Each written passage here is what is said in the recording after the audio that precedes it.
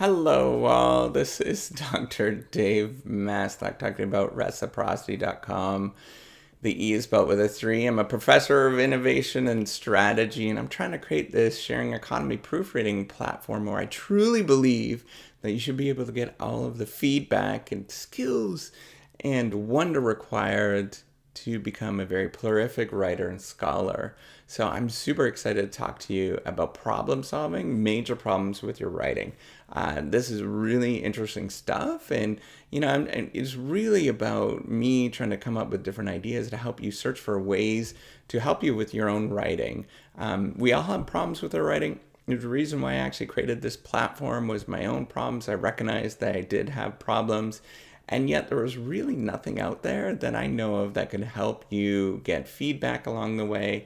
I was getting personal contacts and using personal contacts to get feedback on the stuff that I was doing. And, it was really tricky to find those particular people because you're leaning on people and, you get all anxious and all that kind of stuff. So I wanted to create a platform that was able to do that, a software platform that was able to do that. So I created Reciprocity.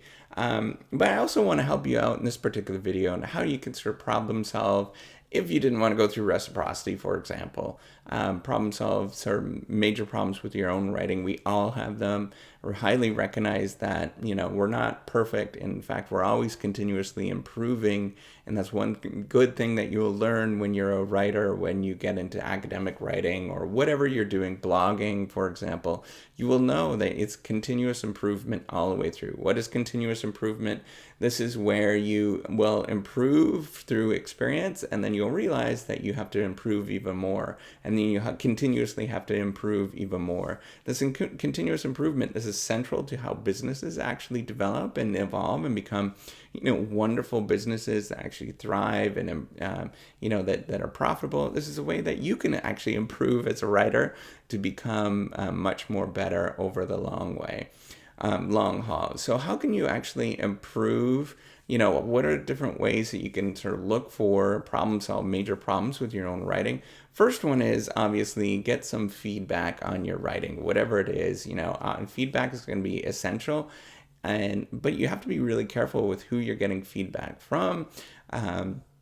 Sometimes the skill level is not there, or maybe you get somebody that's extra harsh, for example, and that's going to really harm you in the long run because it's going to make you not really, it's going to be the two sort of sides. One of them is you're not getting good enough feedback to help you grow. But if the feedback is really harsh and is negative, and it's going to just sting and you're going to be afraid to go back. This is one thing. So I do understand, one component of the stuff that I understand and learn and research is all about learning. And if you have a negative response, in particular learning to failure, if you have a negative response too much, then people are going to shy away from something. It's called a threat rigidity response. Essentially, you just kind of run away, hide, and you never pursue that particular thing again. So you want to be careful with getting that kind of feedback along the way. So you want to be in an environment, a system, whatever it is, that is going to be very caring and that people are going to acknowledge you that and be part of it that you're carrying, right? So that's an important thing to look for, that kind of feedback as well as the right skill level. The other thing that you can do yourself is see if you can cut back your writing as much as you possibly can. So you write a bunch of stuff. I see this all the time with my own students. Myself, I do this all the time, is that you write a bunch of stuff and most of it is just terrible. It's just garbage. Right? And what you have to do is remove all of that garbage as much as you can. So I'll often write 100 pages for a paper, and then I'll cut that back to probably 30 pages, 35 pages, and just cut out all the stuff that's just redundant, doesn't make sense, it just doesn't fit. And if you can actually cut it back to a paragraph and you can explain everything in a paragraph, well, that's great, because that means that you understand your idea. It's concise enough that you can tell people and sell that idea. Obviously you can't write a paragraph for the entire thing. So you might have sort of in the abstract, right? An abstract idea, just whatever the abstract is. And then you have the full writing after that. But you basically want to have the basic idea up front so it's easy and, it's just kind of easy to share that particular idea. If you could do that, then you have a great idea. And really, writing is all about ideas and coming up with the right perfect idea, or perfecting that idea, and that takes a long time. And so, actually, that's a really cool thing that I recommend for you to do. Whatever you're doing, just write on a regular basis, however regular you can. Maybe it's 5 days a week, maybe it's 6 days a week. I recommend every day, as long as you possibly can, to write a little bit every day. It's hard to do. It truly is. The life gets in the way. But, if it ends up being 5 days a week or 6 days a week, it's great. A lot of people can do that. A lot of people can be very, very productive doing that and become an amazing writer. So even if you're writing a half an hour a day, that's going to improve you a lot more than sort of cramming a bunch. So waiting for a month at a time and then cramming a bunch in, say, a weekend or something like that, which you're going to be productive doing that. But at the same time, you're not going to learn how to get into that daily habit and to learn how to continuously improve with your writing over time. And that's going to benefit you a lot in the long run. Just kind of being open and honest and being able to actually write on a regular basis. Those critical things are really, really important. And what's really fun when you write on a regular basis is that you just start jotting down your own thoughts, and it becomes really like a diary. And these diaries are important.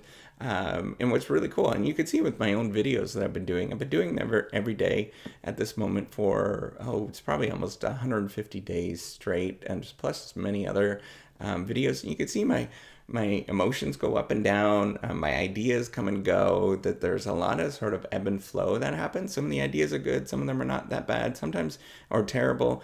Sometimes I'm really motivated and I end up putting a lot down.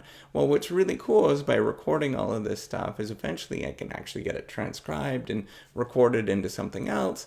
And maybe it'll turn into something bigger. Maybe it'll be, maybe at one point it'll be a book or something like that. I don't know. But by having all of that material written down, then you have options and you can actually pursue things in different directions, which you can't do if you don't have a lot of material written down on a daily basis. And you'll see that most scientists, some very, very prolific scientists, for example, they'll do that all the time. They'll write things all the time. Writers, Stephen King, for example, he's well known for writing a lot every single day. I can't remember what his record is, but I think it's like 8 to 10 pages or something like that. That's what he aims for every day, right? And that's incredible. But if you can do that, you get this stuff written down, and it really does help you out. You do like a brain dump. There's tricks to sort of write faster and to do things. I do a lot of dictation, for example. That helps out a lot. So again, doing these videos is a type of dictation that you can look at, and maybe it's going to turn into something more. I'm going to hopefully try to transcribe these into blog posts at least. Maybe it'll turn into a book in the long run. I don't know, right? So that's what I'm getting at. Is just make sure you get in the habit. So those things are critical, right? The feedback is going to be really, really critical. Make sure that you're trying to be as concise. You just do brain dumps as much as you can, but then make things concise. Go through that material again. And then finally, getting into the habit of just writing on a regular basis and doing a lot of writing on a regular basis. That's going to help you improve tremendously. It's going to be able to get you to the next stage from going from being stuck and not having ideas and realizing that ideas are plentiful. There's so many ideas out there, and they just continuously evolve and they continuously get better the more that you keep poking and prodding at them and sort of investigating in the world, which is really cool. So I do appreciate your time. Thank you so much. Hopefully you learned something in this particular video. If you have, other ideas, make sure you do put comments down there to help other people out in terms of major ways of problem solving their own writing. I definitely appreciate that. And again, this is part of my Monday Write series. This is where I put things out every Monday. Usually it's written by a writer, but in the last couple of ones, I've been just doing some basic ideas about my own writing and how I sort of develop over time with my writing. Eventually I might start, if it ever becomes profitable, or that I can start hiring people, I definitely will get some writers to start putting out more content and stuff like that on there. So thank you so much. I do appreciate it. Have a wonderful day, and I'm really looking forward to seeing you on the next video. Bye.